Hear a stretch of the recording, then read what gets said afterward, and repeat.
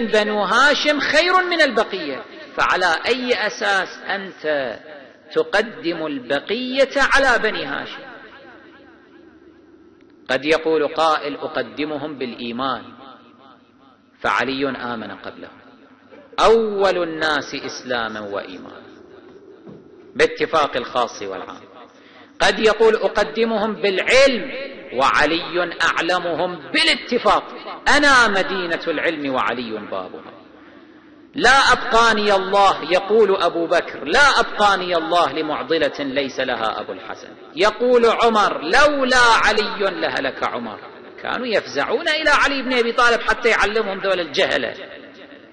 كيف تقدمهم بالعلم؟ قد يقولون أقدمهم بالجهاد. أي جهاد بالله عليك؟ أي جهاد؟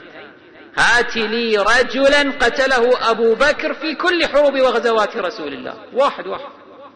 هات لي رجلا قتله عمر، هات لي رجلا قتله عثمان الذي 3 أيام هرب من معركة أحد، ولما رجع بعد انتهاء المعركة وانتهت الأمور والمسلمين رجعوا إلى المدينة قالوا له وينك؟ قال كنت أقضي حاجتي. 3 أيام يقضي حاجتك. شنو؟ عن ماذا تتحدثون؟ بماذا تقدمون هؤلاء على علي؟ بماذا؟ وعلي سيد الفضائل على الإطلاق. ولأحمد بن حنبل كلمة مشهورة أيضا يقول فيها ما معناه أنه لم تروى من الفضائل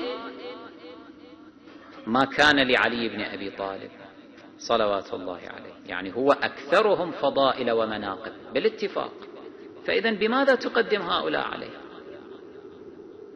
نعم، لك أن تقدم هؤلاء إن صح إيمانهم وإسلامهم على الخارجين عن بني هاشم بكفرهم، كأمثال أبي لهب مثلا. ما نقدر ندعي أنه أبو لهب أفضل من مثلا غير بني هاشم من المؤمنين كسلمان مثلا، كأبي ذر.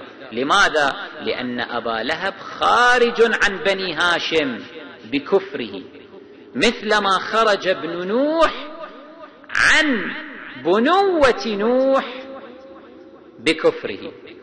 قال شنو الله عز وجل؟ ماذا يقول في القرآن في وصف ابن نوح؟ قال إنه ليس من أهلك. لماذا؟ لأنه كفر.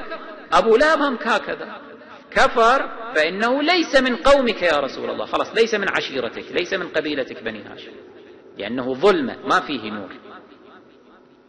أما سائر بنو هاشم ممن كانوا مؤمنين حتى أصغر واحد منهم هو أفضل من أمثال أبي بكر وعمر وعثمان. وإلا عليك أن تكذب بهذا الحديث الذي رواه مسلم والترمذي وغيرهما، عليك أن تكذب.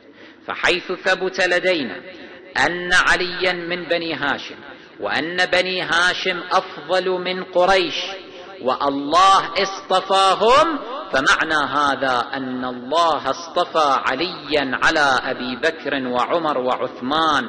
فهل لأحد يخاف الله ويرجو الله واليوم الآخر ويتقي الله ويحفظ دينه أن يقدم غير المصطفى على المصطفى، أن يقدم المفضول على الفاضل، أن يقدم من أعرض الله عنه على من اختاره الله؟